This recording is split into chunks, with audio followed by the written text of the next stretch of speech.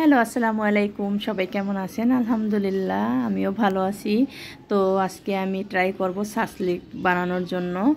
তো এই যে আমি এখানে গাজর কেটে রেখেছি, ক্যাপসিকাম কেটেছি টুকরো টুকরো করে, এরপরে পেঁয়াজ একটা ফালি ফালি করে কেটে নিয়েছি, টমেটো কেটেছি। এরপরে আমি একটি সস বানিয়ে নেব। এখানে আমি সব উপকরণ একসাথে নিয়েছি। তো সসটা বানিয়ে নেব। এখন সস বানানোর জন্য এখানে আমি টমেটো সস নিয়েছি, সয়াবিন তেল নিয়েছি, আর চিনি নিয়েছি। এই সবগুলো উপকরণ আমি একসাথে ভালোভাবে মিশিয়ে নেব যেন চিনিগুলো একদম গলে মিশে যায়। তো এরপরে আমি একটি বল নিয়ে আমি ওই যে চিকেন ম্যারিনেট করেছিল সেগুলো এবং সবজিগুলো একসাথে মাখিয়ে নেব। আমি চিকেনগুলো যে ম্যারিনেট করে রেখেছি 1 ঘন্টার মতো রেখেছি, সেখানে আমি চিকেনের সাথে আদা, রসুন, ধনে গুঁড়ো, জিরে গুঁড়ো, মরিচের গুঁড়ো, তারপরে সয়া সস, লবণ স্বাদ মতো, এই সব কিছু, তারপরে যে গোলমরিচের গুঁড়ো, সব উপকরণ দিয়ে আমি 1 ঘন্টার মতো ম্যারিনেট করে রেখেছি। এবং সেই চিকেনের সাথে আমি সব সবজিগুলো এখন ভালোভাবে মিশিয়ে নেব। তো এখন মেশানো শেষ। এরপরে আমি কাঠিতে সবগুলো গেঁথে নেব সিরিয়ালভাবে।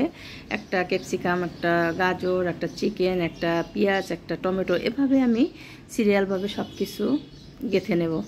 আসলে রান্না বাড়াটা যতটা সহজ দেখতে মনে হয়, আসলে এতটা সহজ না। অনেক পরিশ্রম করে খেতে হয় আসলে সবারই।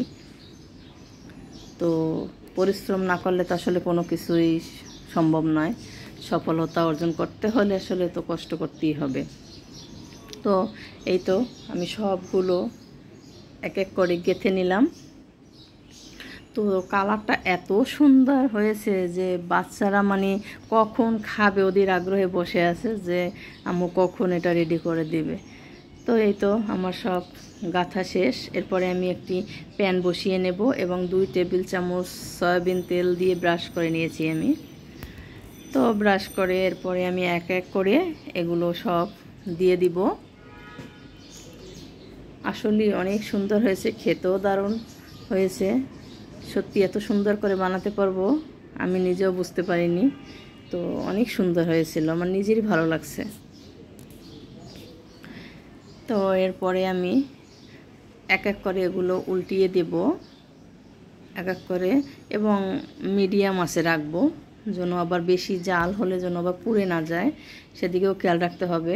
মিডিয়াম আঁচে আমি এগুলো রেখে একটা একটা করে উল্টিয়ে দিয়েছি, এবং যে ওই সস বানিয়েছিলাম সেই সসগুলো আমি এক এক করে ব্রাশ করে নিয়েছি।